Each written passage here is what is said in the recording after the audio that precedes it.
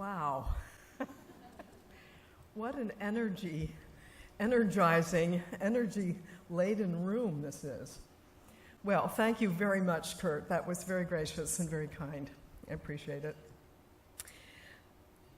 It's really thrilling to me to be back here after 15 years and to salute all of you who have made this happen. This conference has just taken off in substance, in stature, in relevance. I think it's wonderful. I salute the founders, Beverly, Merrill, and I do remember, and of course all of you who are doing the organizing now, Tara and others. I think it's just wonderful. And I do remember 15 years ago, speaking here, my dear friend Anson Chan. We both did that. I also remembered that suit I was wearing when I saw that photograph. I think I put that away, but I do remember it. So anyway, thank you so much for inviting me back to share this celebration. I really am just thrilled. And I love being back in Hong Kong. It's one of my favorite cities in the entire world. Been coming here better part of 30 years. And I love the vibrancy of the entrepreneurialness here. I love the views. I like the lights. And some of the great and wonderful friends I have made here over the years, particularly the women. Got really great women in this city. So I love being part of this celebration.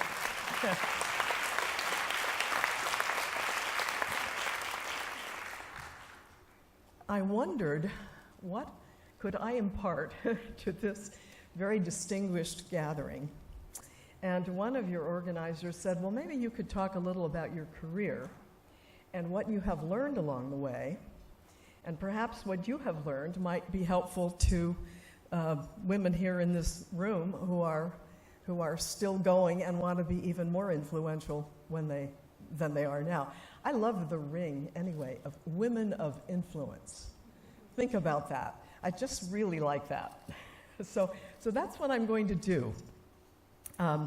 Give you a few nuggets from my career, some of the most challenging and exciting things that I feel that I have been engaged in. And I'm going to go back to the 60s, and I think some of you here were not born even then, but I'm going to go back there anyway. I graduated in that decade from the Pennsylvania State University and headed, as Kurt said, to Harvard Business School, which had just opened its doors to women.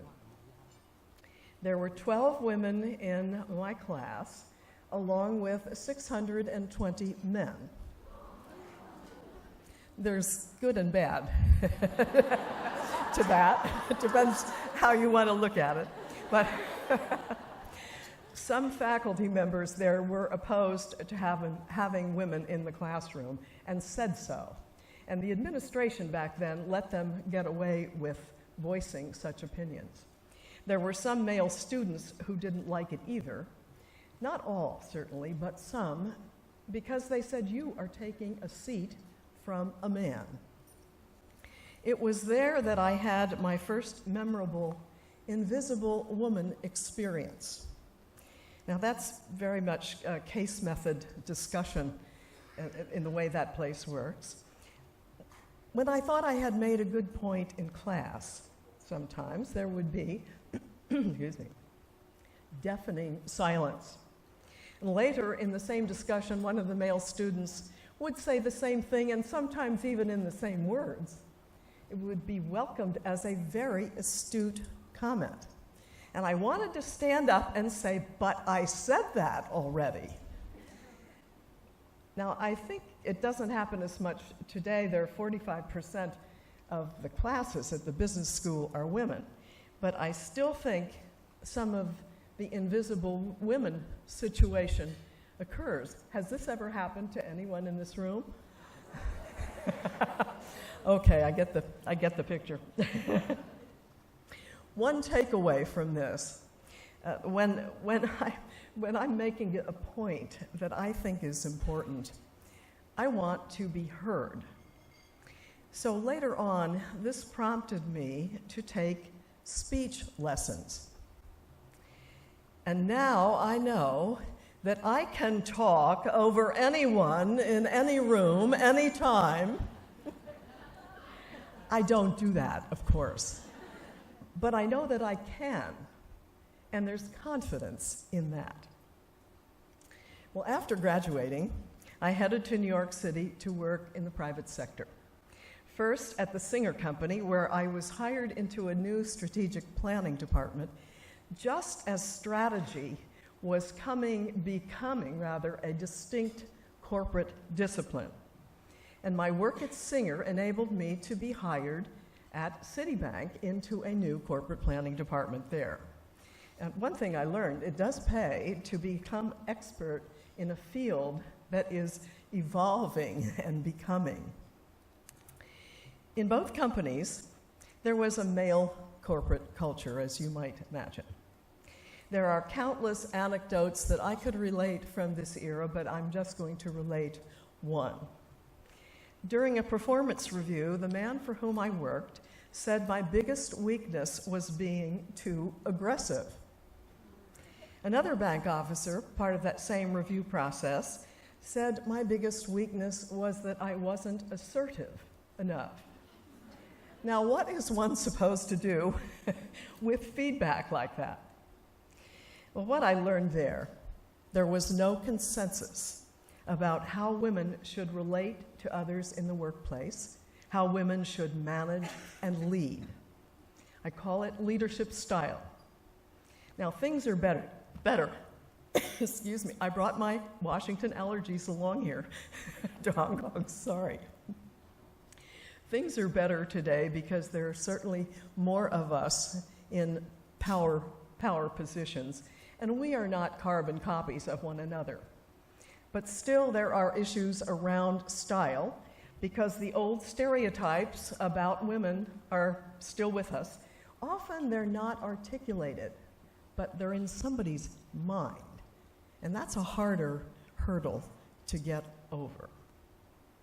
To me, it means that each of us have got to develop our own leadership style, what's effective as well as comfortable, and stick to it. Then I'm going to move on into the next decade of the 70s. The women's movement in the US was in full swing. Women were beginning to flex their muscles in a variety of ways. In one of President Richard Nixon's first press conferences, a woman reporter, I must say a brave woman reporter because the room was full of men, and I came to know her very well over the years, she stood up and asked him why there were only 3 women in his first 200 appointments. Why only 3 women? He seemed surprised and said, I will have to do something about this. Well, one thing he did was to ask me to join his White House staff. And I was to recruit women for high-level policy-making jobs in the US federal government. It was the first time that any administration had attempted this. Now, I thought long and hard about moving from business into government, and many friends advised me not to do it. Too risky, they said. This administration will never do anything for women, and you will set back your career. However, after doing some due diligence, I decided that the president really was serious about this, and I believed in the cause. I believed in the objective, and I decided to take the risk and accepted the job. I was on the job for only a few weeks when the White House communications staff, men, set up a press briefing for me. It was not in the usual press briefing room, but instead in the Roosevelt room, quite a lovely room in the White House, near the Oval Office, actually. It was in the Roosevelt room in the West Wing. And they invited only women reporters. Now, those reporters literally stalked into the Roosevelt room, angry about how this thing had been set up. And the first question for me was, how can you recruit women when your title is staff assistant to the president for executive manpower?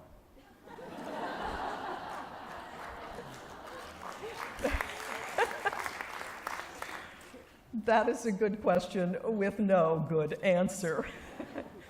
And things went downhill from there, I felt. It just illustrates, I think, the insensitivity, and I include myself in that, at the time. It was a tough way to begin a new job, but the resulting press coverage from that day was really not bad. It was actually pretty neutral. It was pretty good in that sense. It showed activity on the part of the administration. So I was off and running, and manpower instantly disappeared from my job title.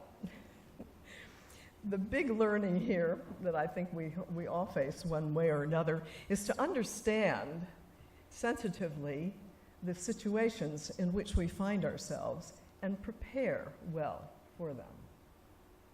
Now, the president set a goal for this effort. That was double the number of women in the top jobs in a year. Another key thing he did was to require, underscore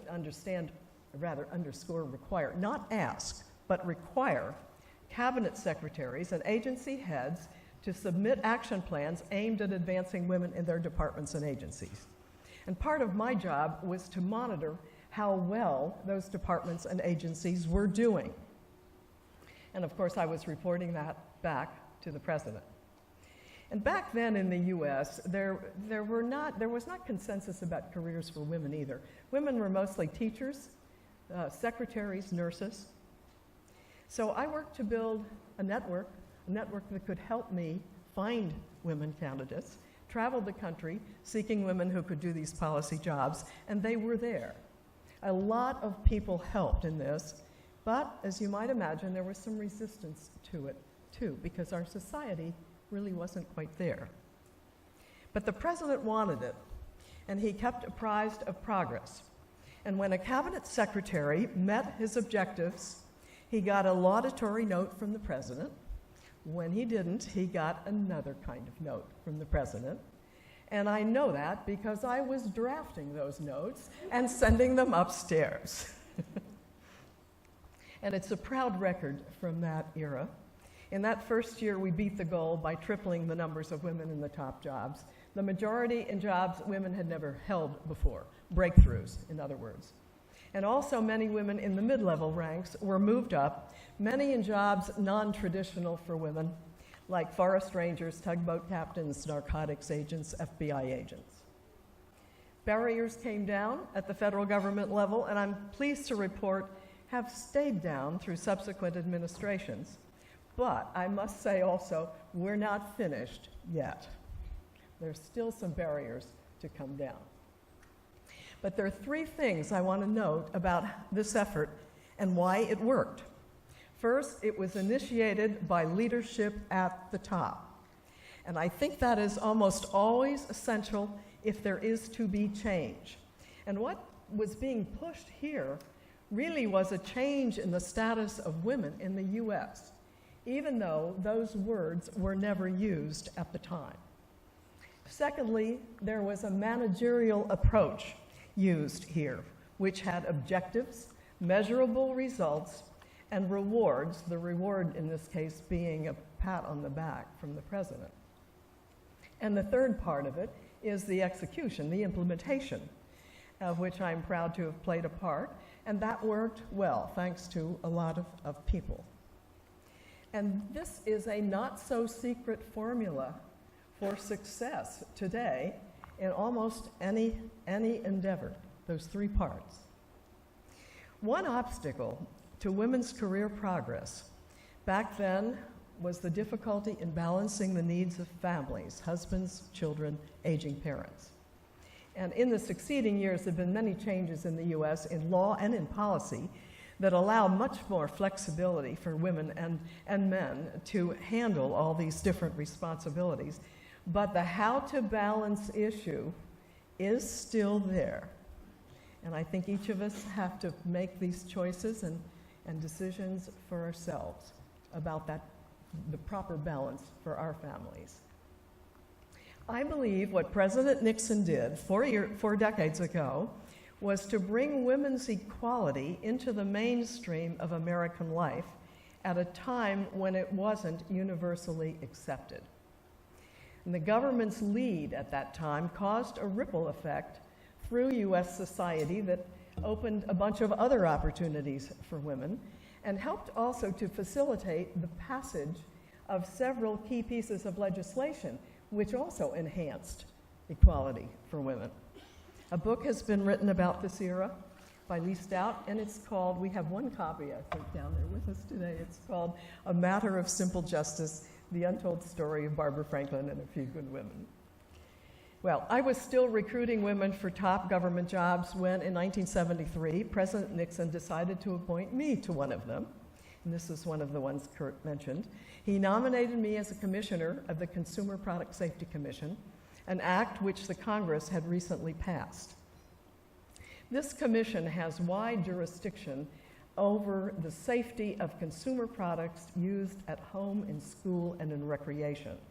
There are 5 commissioners, and not everyone agreed on everything. In fact, some of us disagreed mightily about a lot of things. But one of the basic lessons I learned there was how to disagree on the issues with my colleagues, but not become personal about it. And I think this is something we all need to be able to do. Well, then moving along here into the 80s, after the commission, I returned to the private sector.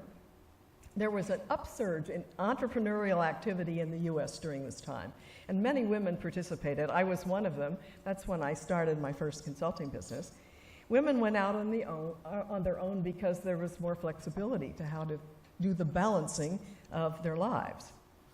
There are now in the U.S. 12 million women-owned businesses employing 9 million people and generating $2.7 trillion in revenue. I'm kind of proud of that. I think this is a great bunch of people out there.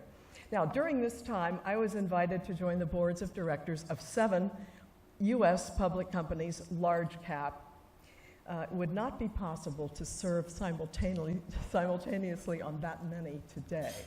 Board work has increased exponentially, but that was then, and this is now. During that decade, I was the only woman on most of those boards. What I learned, well, a good director needs to understand the profit-making dynamics of any of those businesses that she is really in charge of as a director. But also, in order to have impact around the board table, I had to be both accepted and respected.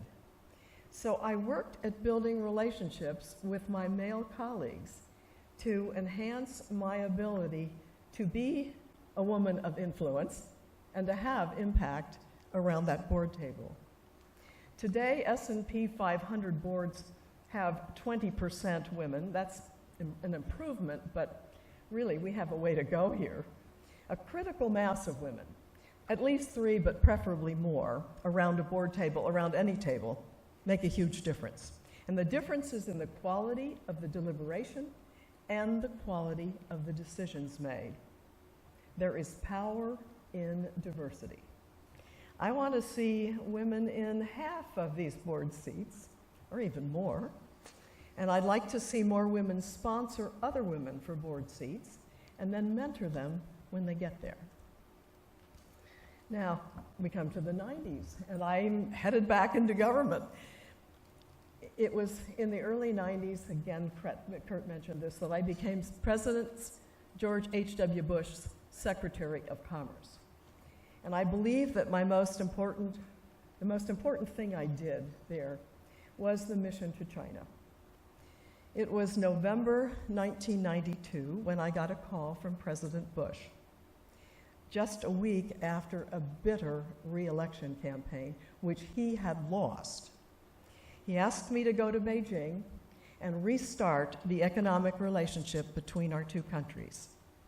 The vehicle was the U.S.-China Joint Commission on Commerce and Trade, JCCT, which had stalled since the Tiananmen crisis of 1989. And the relationship between the two countries was at a low point. We did not have much time. We were due to go out of office in January, so we had to put this mission together very quickly and went to Beijing in December of 1992, reconvened the JCCT with my counterpart, Minister Li Lanqing. We got along well together. I came back to the US with signed contracts for nearly $1 billion worth of business between US and Chinese companies. And this mission then gave a green light to other US companies eager to explore business opportunities in China. And of course, that's exactly what happened. And trade and foreign direct investment really took off in the ensuing years until today, when the economic ties are the bedrock of that bilateral relationship. My mission also meant the end of a sanction that banned high-level government-to-government contact. President Bush wanted that ended so that the Clinton administration would have a clearer path to engage with China. Maintaining US-China engagement was important back then and continues to be vital today. 1992, interesting year, was also back then the year of the woman, because 24 new women were elected to the US Congress, bringing the percentage of women in the Congress to 10%. But 2018 is the new year of the woman, because a stunning result last week. I'm not sure, these numbers are moving around a little bit now, but at least 110 women were elected to the next Congress. And that's going to put the percentage up to 22. They are a very diverse group. 2 of them are under age 30. 2 of them are Muslim for the first time elected. And there are 2 Native American women elected for the first time, 40 women of color, and several veterans. I predict they will make an impact on our political process, but I'm not willing to predict just what that impact will be. But this is the beginnings of a new generation of political leadership in the US. And it's clear to me that women are going to have a much more active role in this new generation than in generations past, and I think it's a good thing. I want to close with a few words about leadership style, because I believe, as I said, I still think this is an issue. Over the years, many authors have used different labels to describe leadership styles. But the one I like best is interactive, coined by Professor Judith Rosner in 1990. Interactive leaders are inclusive. They encourage participation from others in the organization. They inspire. And this approach increases support for decisions, energizes everyone, and reduces the risk that decisions will be undermined by bureaucratic opposition. This style comes naturally, it seems, to women. Women bring special qualities of creativity, intuition, empathy, and these are assets for any leader, whether that's a man or a woman. And think of these qualities as skills, skills that we can call upon and use in our leadership roles.